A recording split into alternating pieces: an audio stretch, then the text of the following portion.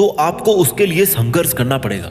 और अगर आप संघर्ष नहीं करना चाहते हैं तो आपको इस बात का दुख नहीं होना चाहिए कि आपको वो सब हासिल नहीं हुआ जो आप हासिल करना चाहते थे। You must accept the result of your karmas. अगर आपको अपने कर्मों का अच्छा नतीजा चाहिए या आपके लिए अपनी जिंदगी में कुछ हासिल करना बहुत जरूरी है, तो फिर आप ये मत देखिए कि मेहनत करने का सही समय कौन सा है। आप ये मत देखिए कि आपको भूख लग रही है, प्यास लग रही है। आप ये मत देखिए कि आपको नींद आ रही है या गर्मी लग रही है, सर्दी लग रही है। अगर आप जिंदगी में कुछ पाना चाहते हैं या आपकी जिंदगी में किसी लक्ष्य के बहुत खास मायने हैं तो फिर आपको संघर्ष करना ही पड़ेगा। और अगर आप संघर्ष नहीं करना चाहते हैं तो फिर आपको जितना कम मिले या नहीं मिले, या आपका बुरा हो, आपके साथ गलत हो, आपके साथ पार्शियलिटी हो, अन्याय हो, आपके अंदर होनी चाहिए इतनी हिम्मत कि आप उन दुखों को सहन कर सको, क्योंकि ये आपकी लाइफ थी, आपका ड्रीम था और आपकी मेहनत थी। जिसको मेहनत करनी थी वो मेहनत करके सुखों को भोग रहा है, और जिसको कोरे सपने देखने थे वो आज भी वैसा ही है जैसा वो तब था जब उसने वो सपना देखना शुरू किया था। आपको संघर्ष करना पड़ेगा अपने सपनों के लिए। सीख नंबर 11, आपको काम करने की तो छूट है, लेकिन आप कभी भी अपने आप को उस काम में होने वाली आपकी जीत या हार में खुद को बांध करके नहीं रखना चाहिए। ये एकमात्र ऐसी चीज है जो अगर इंसान समझ ले तो उसके 100% दुख समाप्त हो सकते हैं और वो बिना डिस्टर्ब हुए मेहनत कर सकता है। और ऐसी कोई मंजिल नहीं बचेगी इस दुनिया में जिसको वो फिर हासिल ना कर सके। और सबसे शानदार बात ये होगी कि बहुत कुछ अचीव करने के बाद भी आपको कभी घमंड नहीं होगा। आपका कभी भी किसी काम को करने का ये उद्देश्य नहीं होना चाहिए कि अगर मैं ये काम कर दूंगा तो मुझे ये फल मिलेगा।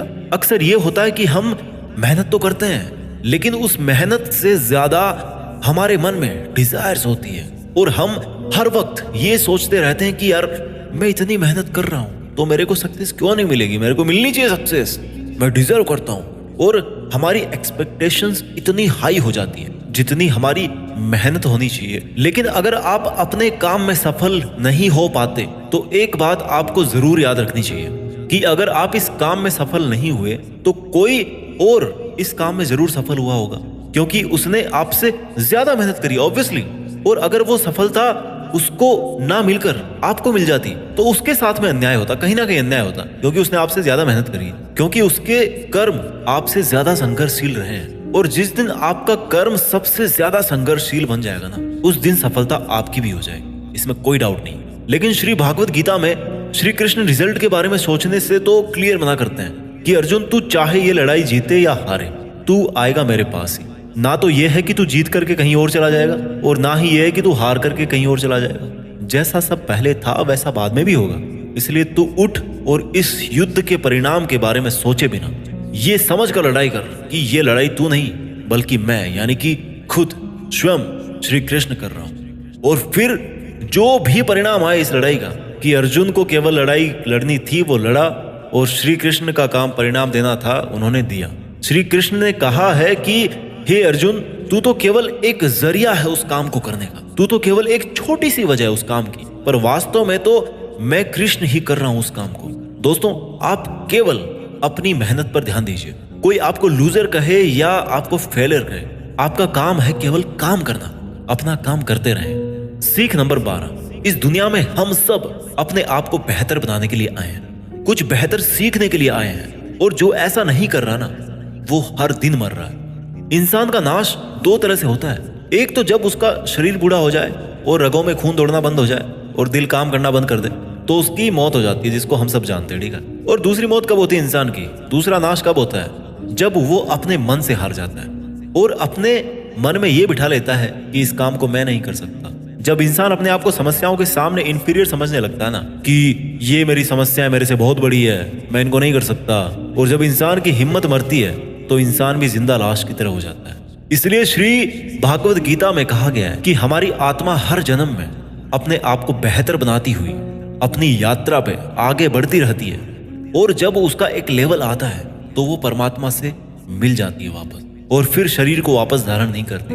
हमारी जो उत्पत्ति है ना, वो अगर उस परम पिता से हुई है जिसको हम भगवान कहते हैं या अल्लाह कहते हैं या जो कुछ भी कहते हैं, धर्म आपके अलग हो सकते हैं, बट ये सोचिए, अगर आपको बनाने वाला वो है, अगर वो इतना मजबूत है, तो आप कमजोर कैसे हो सकते हैं? इसलिए हमें कभी भी अपने मन से हार नहीं माननी चाहिए। श्री भागवत गीता की और इस वीडियो की 13वीं सीख है कि इस दुनिया में सबसे ज्यादा हिम्मत वाले और सबसे ज्यादा ताकत वाले वो लोग हैं जो माफ करना जानते हैं। एक बार जरा सोच करके देखिए कि भगवान को कौन सी चीज भगवान बनाती है। श्री भागवत गीता में श्री कृष्ण ने कहा है कि चाहे कोई कितना ही पापी इंसान हो, अगर वो भी अपने बुरे कर्म को छोड़कर अच्छे कर्म करना शुरू कर दे तो उसको वो अपना लेते हैं। यानी कि भगवान इस पूरी सृष्टि के मालिक होकर भी इतने नेक दिल हैं, उनके दिल में सब के लिए जगह है, उनके लिए सब समान है। माफ करना महान व्यक्तित्व की निशानी होती है, क्योंकि माफ वही कर सकता है जो किसी ना किसी रूप में या किसी ना किसी नजरिए में सामने वाले से बड़ा हो,